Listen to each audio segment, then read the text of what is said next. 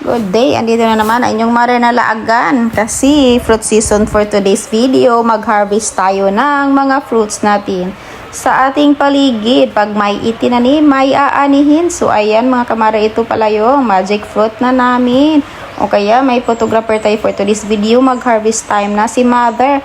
Kay sayang naman ang ating mga magic fruit. Si Birdie lang ang kumain yan. So, ayan, magparami tayo. Ayan, kasi hindi siya mapropagate kung hindi talaga itanim ang seeds siguro. Kasi may seeds, pero hindi ko pa talaga na-try ito mga kamadar na magtanim ng branch. O, diba?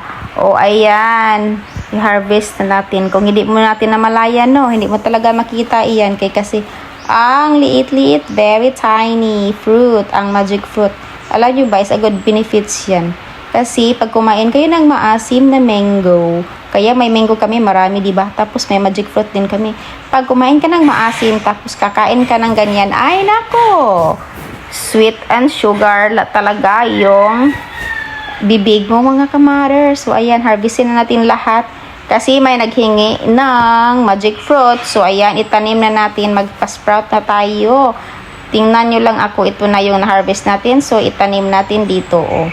Magamit pala to ang tray ng egg, guys. So ayan, lagyan mo lang yan ng soil. Ayan, basta version lang to ni mother kay wala naman kaming pot. O diba, sometimes wala kaming pot, may maraming soil.